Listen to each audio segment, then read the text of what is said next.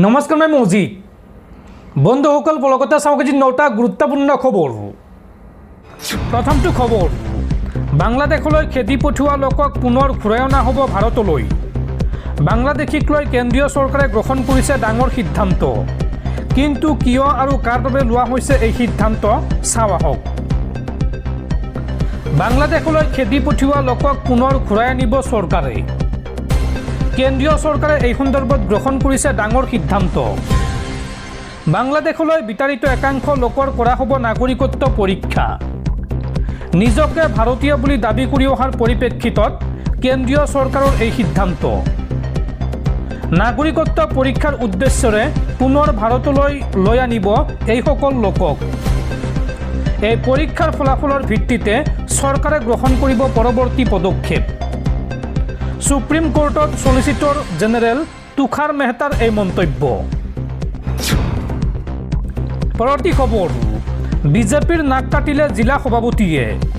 এইবাৰ দলৰ মহিলা কৰ্মীলৈ অশ্লীল প্ৰস্তাৱ জিলা বিজেপিৰ সভাপতিৰ। বৰপেটা জিলা বিজেপিৰ সভাপতি মহেন্দ্ৰ দাসৰ কৰ্মকাণ্ডৰ বিৱৰণ শুনিলে আচৰিত হ'ব আপুনিও। এইবাৰ বিজেপিৰ নাক কাটিলে জিলা সভাপতিয়ে। নাৰী সুৰক্ষাৰ কথা কোৱা বিজেপিতে নাই নেকি নাৰীৰ সুৰক্ষা? এইবাৰ দলৰে মহিলা কৰ্মীলৈ অশ্লীল প্ৰস্তাৱ বৰপেটা জিলাৰ বিজেপিৰ সভাপতি মহেন্দ্ৰ দাসৰ। বৰপেটা বিজেপিৰ জিলা সভাপতি মহেন্দ্ৰ দাসৰ লাজ লগা কাণ্ড। মহেন্দ্ৰ দাসৰ অশ্লীল হোৱাটছএপ মেছেজক লৈ এতিয়া বিজেপিত তীব্ৰ চৰ্চা। বিজেপিৰ ৰাজ্যিক সভাপতি দিলীপ শইকীয়াক এই সন্দৰ্ভত অভিযোগ ভুক্তভোগী মহিলাগৰাকীৰ। পৰৱৰ্তী খবৰ, মাউণ্ট এভাৰেষ্টত প্ৰথমগৰাকী অসমীয়া মহিলা। লখিমপুৰৰ ৰূপামণি গড় পালেগৈ সুউচ্চ মাউণ্ট এভাৰেষ্ট শৃংগ। অসমৰ প্ৰথমগৰাকী মহিলা হিচাপে লখিমপুৰৰ ৰূপামণিয়ে আৰোহণ কৰিলে পৃথিৱীৰ আটাইতকৈ উচ্চ শিখৰ মাউণ্ট এভাৰেষ্ট। আৰু কমেণ্টত আপুনিও শুভেচ্ছা জনাওক অসম কন্যা ৰূপামণিক। দৰ্শকসকল আৰু বহুতো গুৰুত্বপূৰ্ণ খবৰ আছে। তাৰ আগতে আপোনাক জনাওঁ যে যদি আপুনি এতিয়ালৈকে এইটো ভিডিঅ'ত লাইক কৰা নাই তেন্তে এতিয়াই ভিডিঅ'টোত লাইক কৰি দিয়ক। আৰু এনেকুৱা ধৰণৰ ভিডিঅ' মই নিতৌ চাবলৈ চেনেলটো ছাবস্ক্ৰাইব কৰি কাষত থকা বেল আইকনটো প্ৰেছ কৰি ৰাখক। পৰৱৰ্তী খবৰ, 2047 চনত বিশ্বৰ শ্ৰেষ্ঠ উন্নত ৰাষ্ট্ৰ হ'ব ভাৰত। এই মন্তব্য কেন্দ্ৰীয় মন্ত্ৰী সৰ্বানন্দ সোণোৱালৰ। সৰ্বানন্দ সোণোৱালে এই সন্দৰ্ভত কয় যে প্ৰধানমন্ত্ৰী মোদীয়ে সকলোকে আহ্বান কৰিছে আৰু আমি 140 কোটি ভাৰতীয়ই যদি ঐক্যবদ্ধভাৱে পৰিশ্ৰম কৰোঁ তেন্তে 2047 চনত নিশ্চিতভাৱে ভাৰতবৰ্ষ বিশ্বৰ শ্ৰেষ্ঠ উন্নত ৰাষ্ট্ৰ হ'ব, আত্মনিৰ্ভৰ ভাৰত হ'ব। এই মন্তব্য কেন্দ্ৰীয় মন্ত্ৰী সৰ্বানন্দ সোণোৱালৰ। পৰৱৰ্তী খবৰ, একশ্যন মোডত অসম বিধানসভাৰ অধ্যক্ষ ৰঞ্জিত কুমাৰ দাস। আজিৰ পৰা চৰকাৰী কৰ্মচাৰীৰ বদভ্যাস এৰাৰ আহ্বান ৰঞ্জিত কুমাৰ দাসৰ। আৰু দুৰ্নীতি কৰা বিষয়াক সৰ্বক এৰি অন্য ঠাইলৈ যাবলৈ নিৰ্দেশ। লগতে জুৱা খেল চুলাইমত অবৈধ শিলবালি সৰবৰাহৰ বিৰুদ্ধে কঠোৰ হৈছে ৰঞ্জিত কুমাৰ দাস। ৰঞ্জিত কুমাৰ দাসে এই সন্দৰ্ভত কয় যে মই ব্যৱস্থা ল'বলগীয়া হ'লে গোটেই অসম কঁপি যাব। চুলাই বেপাৰী জুৱাৰী বেয়া কাম কৰাসকল সাৱধান। একশ্যন মোডত অসম বিধানসভাৰ অধ্যক্ষ ৰঞ্জিত কুমাৰ দাস।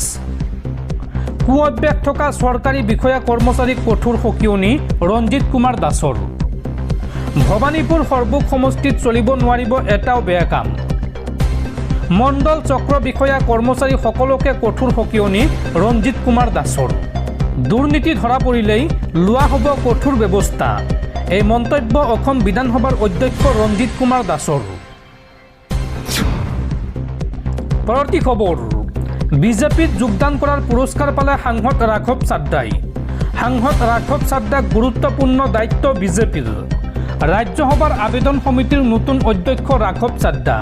উল্লেখযোগ্য যে মাত্ৰ কেইদিনমান পূৰ্বে আম আদমি পাৰ্টি এৰি বিজেপিত যোগদান কৰিছিল সাংসদজনে আৰু ইয়াৰ মাজতে গুৰুত্বপূৰ্ণ দায়িত্ব দিছে বিজেপিয়ে। পৰৱৰ্তী খবৰ, ৰাজ্যত বতৰৰ কালৰূপ। গোলাঘাটত বজ্ৰ পৰি এজনৰ মৃত্যু, লগতে আহত হৈছে আন 4জনকৈ লোক। ঘোঁৰামৰা বিলত জলসম্পদ বিভাগৰ কাম চলি থাকোঁতেই ভয়ংকৰ অঘটন।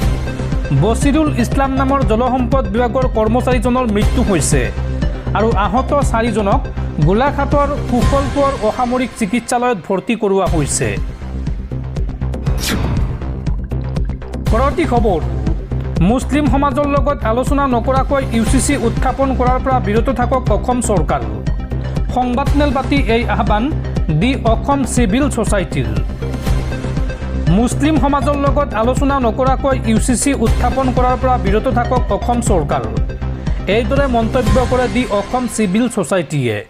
সংস্থাটোৱে এক বিবৃতিযোগে কয় যে অসম বিধানসভাত অহা 25 মে তাৰিখে উমৈহতীয়া দেৱানী আইন চমুকৈ UCC অনাৰ বাবে চৰকাৰে প্ৰস্তুতি চলোৱা বুলি আমি অৱগত হৈছোঁ। যিহেতু এই বিষয়টোত ইছলাম ধৰ্মক সামৰি লোৱা হৈছে, সেয়ে এই আলোচনাৰ বাবে আজি গুৱাহাটী ক্লাবস্থিত চন্দ্ৰপ্ৰভা শইকীয়ানী ভৱনত আছাম চিভিল ছ'চাইটিৰ সভাপতি হাফিজ ৰছিদ আহমেদ চৌধুৰীৰ আহ্বানত সংখ্যালঘু সংগঠনৰ প্ৰতিনিধিত্বমূলক এখন সভা অনুষ্ঠিত হৈ যায়।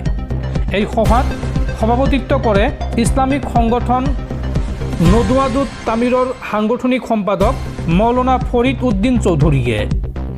আৰু এই বিষয়টো আলোচনাৰ বাবে উত্থাপন কৰে জ্যেষ্ঠ অধিবক্তা হাফিজ ৰছিদ আহমেদ চৌধুৰীয়ে। সভাত উপস্থিত 10টাকৈ ইছলামিক আৰু সামাজিক সংগঠনৰ নেতৃত্বই একমত পোষণ কৰে যে বিধানসভাত UCC উত্থাপনৰ পূৰ্বে বিষয়টো সংখ্যালঘু ধৰ্মীয় আৰু সামাজিক সংগঠনৰ লগত আলোচনা কৰাৰ প্ৰয়োজন, কাৰণ সমগ্ৰ বিষয়টো ইছলাম ধৰ্মৰ লগতো জড়িত হৈ আছে। এই ক্ষেত্ৰত সংখ্যালঘু সংগঠনৰ লগত আলোচনা নকৰাকৈ যাতে চৰকাৰে কোনো সিদ্ধান্ত নলয় তাৰ বাবে অনুৰোধ জনোৱা হ'ল। এই বিষয়ত আহ্বান জনাই চৰকাৰক এখন স্মাৰকপত্ৰ প্ৰেৰণৰ সিদ্ধান্ত গ্ৰহণ কৰে উপস্থিত সংগঠনৰ নেতৃত্বই। উল্লেখযোগ্য যে এই সভাত উপস্থিত থাকে জমিয়ত উলমাই হিন্দৰ 2টা গোট, আছাম চিভিল ছ'চাইটি, নদৱাত তামিৰ, জামাতে ইছলামী, আহলে সুন্নত, মুছলিম পাৰ্চনেল ল' বৰ্ড, সংখ্যালঘু সংগ্ৰাম পৰিষদ, মিল্লী কাউন্সিল, আমছু, বাক হাজৰিকা জাগৰণ মঞ্চ, কামৰূপ জিলা সমিতিৰ নেতৃত্ব। পৰৱৰ্তী খবৰ, চৰকাৰে বন্ধ কৰি দিলে কক্ৰজ জনতা পাৰ্টি চমুকৈ CJPৰ ৱেবছাইট। শিক্ষামন্ত্ৰী ধৰ্মেন্দ্ৰ প্ৰধানৰ পদত্যাগৰ দাবী কৰাৰ পিছতে চৰকাৰে বন্ধ কৰি দিলে CJPৰ ৱেবছাইট। 10 লাখৰো অধিক লোক সংযুক্ত হৈ আছিল CJPৰ ৱেবছাইটটোৰ সৈতে, আৰু ৱেবছাইট বন্ধ কৰি দিলেও শিক্ষামন্ত্ৰী ধৰ্মেন্দ্ৰ প্ৰধানে পদত্যাগ কৰিবই লাগিব বুলি মন্তব্য CJPৰ। পৰৱৰ্তী খবৰ, প্ৰধানমন্ত্ৰী নৰেন্দ্ৰ মোদীক সাক্ষাৎ আমেৰিকাৰ বৈদেশিক মন্ত্ৰী মাৰ্ক ৰুবিঅ'ৰ। প্ৰধানমন্ত্ৰী মোদীক হোৱাইট হাউচলৈ নিমন্ত্ৰণ আমেৰিকাৰ বৈদেশিক মন্ত্ৰী মাৰ্ক ৰুবিঅ'ৰ। লগতে ৰাষ্ট্ৰপতি ডনাল্ড ট্ৰাম্পৰ বাৰ্তা দিলে বৈদেশিক মন্ত্ৰীগৰাকীয়ে। পৰৱৰ্তী খবৰ, মুখ্যমন্ত্ৰী হিমন্ত বিশ্ব শৰ্মাই হাগ্ৰামা মহিলাৰ সৈতে লগ হৈ ৰাজ্যত চিণ্ডিকেট চলাই আছে। সংবাদমেল পাতি এই বিস্ফোৰক অভিযোগ বিধায়ক অখিল গগৈৰ। শনিবাৰে ৰাইজৰ দলৰ সভাপতি অখিল গগৈয়ে এক সংবাদমেল সম্বোধন কৰে। এই সংবাদমেলত অত্যাৱশ্যকীয় সামগ্ৰীৰ মূল্য বৃদ্ধিক লৈ চৰকাৰক তীব্ৰ সমালোচনা কৰে। এই সংবাদমেলত অখিল গগৈয়ে মুখ্যমন্ত্ৰী ডক্টৰ হিমন্ত বিশ্ব শৰ্মাৰ বিৰুদ্ধে গুৰুতৰ অভিযোগ উত্থাপন কৰে।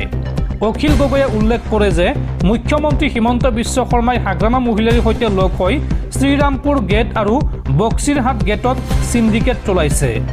অবৈধভাৱে একোখন গাড়ীৰ পৰা হাজাৰ হাজাৰ টকা সংগ্ৰহ কৰিছে। চিণ্ডিকেটৰ বাবে মুখ্যমন্ত্ৰীক অনুৰোধ জনাই BPFে পৰিবহণ মন্ত্ৰী নিজৰ হাতত ৰাখিছে। মন্ত্ৰী জয়ন্ত মল্ল বৰুৱা আৰু চৰণ বৰৰ মধ্যস্থতাত এই চিণ্ডিকেট চলি আছে, আৰু ইয়াৰ বাবেও অসমত বৃদ্ধি হৈছে মূল্য বৃদ্ধি। অখিল গগৈয়ে লগতে উল্লেখ কৰে যে ৰাজ্যত মূল্য বৃদ্ধি পোৱাৰ অন্যতম কাৰণ হৈছে এই ধৰণৰ কথিত চিণ্ডিকেট আৰু অবৈধ ধন সংগ্ৰহ। মূল্য বৃদ্ধি নিয়ন্ত্ৰণৰ প্ৰতিশ্ৰুতিৰে ক্ষমতালৈ অহা বিজেপি চৰকাৰৰ শাসনকালতেই অত্যাৱশ্যকীয় সামগ্ৰীৰ মূল্য অস্বাভাৱিকভাৱে বৃদ্ধি পোৱা বুলিও তেওঁ অভিযোগ উত্থাপন কৰে। ইফালে পেট্ৰল, ডিজেল আৰু ৰন্ধন গেছৰ মূল্য হ্ৰাসৰ দাবী উত্থাপন কৰে বিধায়কগৰাকীয়ে। তেওঁৰ মতে ইন্ধনৰ মূল্য বৃদ্ধিৰ কাৰণ হৈছে কেন্দ্ৰ আৰু ৰাজ্য চৰকাৰে আৰোপ কৰা অধিক কৰ। অখিল গগৈয়ে দাবী কৰে যে প্ৰতি লিটাৰ পেট্ৰলৰ ওপৰত মুঠ 38 টকা 70 পইচা কৰ সংগ্ৰহ কৰা হয়। ইয়াৰ ভিতৰত কেন্দ্ৰীয় চৰকাৰে 19 টকা 90 পইচা আৰু ৰাজ্য চৰকাৰে 18 টকা 80 পইচা কৰ সংগ্ৰহ কৰে বুলিও তেওঁ উল্লেখ কৰে। চৰকাৰে ইন্ধনৰ ওপৰত আৰোপ কৰা কৰ হ্ৰাস বা প্ৰত্যাহাৰ কৰিলে পেট্ৰল ডিজেলৰ মূল্য স্বয়ংক্ৰিয়ভাৱে কমিব আৰু সাধাৰণ জনতাই সকাহ পাব বুলি মন্তব্য কৰে ৰাইজৰ দলৰ সভাপতি অখিল গগৈয়ে। লগতে অত্যাৱশ্যকীয় সামগ্ৰীৰ মূল্য নিয়ন্ত্ৰণৰ ক্ষেত্ৰত চৰকাৰে ফলপ্ৰসূ পদক্ষেপ গ্ৰহণ কৰিব লাগিব বুলিও তেওঁ দাবী জনায়। পৰৱৰ্তী খবৰ, ৰাজ্যৰ লাখ লাখ লোকৰ কৰ্তন কৰা হৈছে ৰেচন কাৰ্ড। 7 লাখৰো অধিক ৰেচন কাৰ্ড বাতিল কৰিলে ৰাজ্য চৰকাৰে আৰু এতিয়া নতুনকৈ আবেদন কৰিব লাগিব হিতাধিকাৰীয়ে। আম আদমি পাৰ্টিক আঁতৰাই দিল্লীৰ শাসনভাৰ হাতলৈ নিয়াৰ পিছতেই বিজেপি চৰকাৰে ৰোহিংগিয়াৰ সন্ধানত তীব্ৰ অভিযান আৰম্ভ কৰিছিল। তাৰ পিছত কেইবাখনো বসতি উচ্ছেদ আৰু পুছবেকৰ দৰে ঘটনা ঘটিছে। এইবাৰ দিল্লীত ৰেচন ব্যৱস্থাৰ সংস্কাৰ আৰম্ভ কৰিছে ৰেখা গুপ্তাৰ চৰকাৰে আৰু এই প্ৰক্ৰিয়াৰ আৰম্ভণিতে বাদ পৰিল 7 লাখৰো অধিক ৰেচন কাৰ্ড। প্ৰকৃততে দিল্লীত যোৱা 13 বছৰ ধৰি নতুন ৰেচন কাৰ্ড দিয়া বন্ধ আছিল।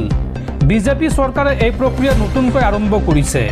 অৱশ্য নতুনকৈ ৰেচন কাৰ্ড দিয়াৰ আগতে পুৰণি কাৰ্ডসমূহৰ পৰীক্ষা কৰা হৈছে আৰু এই পৰীক্ষাতেই 7.72 লাখ অবৈধ ৰেচন কাৰ্ড বাতিল কৰা হৈছে। মুখ্যমন্ত্ৰী ৰেখা গুপ্তাই জানিবলৈ দিয়া মতে পৰীক্ষা কৰাৰ পিছত চৰকাৰে এনে 6,46,123 জন লোকৰ নাম পাইছে, যাৰ আয় চৰকাৰে নিৰ্ধাৰণ কৰা সীমাতকৈ বেছি। ইয়াৰ উপৰিও প্ৰায় 95,000 গ্ৰাহকে 1 বছৰতকৈ অধিক সময় ধৰি ৰেচন লোৱা নাই। লগতে 6,000তকৈ অধিক মৃত ব্যক্তিৰ ৰেচন কাৰ্ডো চলি আছিল। দিল্লী চৰকাৰে এই সকলোবোৰ ৰেচন কাৰ্ড বাতিল কৰাৰ সিদ্ধান্ত লৈছে। আচলতে ৰেচন পোৱাৰ ক্ষেত্ৰত আয়ৰ এটা সীমা থাকে আৰু সেই নিৰ্ধাৰিত সীমাতকৈ বেছি আয় থকা লোকসকলে ৰেচনৰ সকলো সুবিধা নাপায়। আয়ৰ ওপৰত ভিত্তি কৰিয়ে কিমান পৰিমাণৰ খাদ্যশস্য পাব সেয়া নিৰ্ধাৰণ কৰা হয়। দিল্লীত কৰা হিচাপত দেখা গৈছে যে সেই 6,46,000ৰো অধিক গ্ৰাহকে বেআইনীভাৱে আয়ৰ নিৰ্ধাৰিত সীমাতকৈ বেছি উপাৰ্জন কৰিও এই সুবিধা লৈ আছিল। সেইবাবে তেওঁলোকৰ ৰেচন কাৰ্ড বাতিল কৰা হৈছে। ইয়াৰ লগতে ৰেচন পোৱাৰ বাবে থকা আয়ৰ সীমানাও চৰকাৰে বৃদ্ধি কৰিছে। ইমান দিনে দিল্লীত ৰেচন পাবলৈ পৰিয়ালৰ বাৰ্ষিক আয়ৰ সৰ্বোচ্চ সীমা আছিল 1.2 লাখ টকা, অৰ্থাৎ বছৰি 1,20,000 টকা। কিন্তু এতিয়া দৰিদ্ৰ লোকসকলৰ সুবিধাৰ বাবে ৰাজ্য চৰকাৰে এই আয়ৰ সীমা 2.5 লাখ টকালৈ বৃদ্ধি কৰিছে। মুখ্যমন্ত্ৰী ৰেখা গুপ্তাই লগতে জনাইছে যে বাতিল হোৱা এই 7.5 লাখৰো অধিক ৰেচন কাৰ্ডৰ খালী ঠাইসমূহ নতুনকৈ পূৰণ কৰা হ'ব। সেয়ে 13 বছৰৰ পাছত নতুনকৈ ৰেচন কাৰ্ড পাবলৈ গ্ৰাহকসকলে আবেদন কৰিব পাৰিব। অৱশ্য এই সমগ্ৰ প্ৰক্ৰিয়াটো যে কেৱল ৰেচন ব্যৱস্থাটোক নিকা আৰু শুদ্ধ কৰাৰ বাবে বা উদ্দেশ্যে কৰা হৈছে সেই কথাও মুখ্যমন্ত্ৰীগৰাকীয়ে স্পষ্ট কৰি দিছে।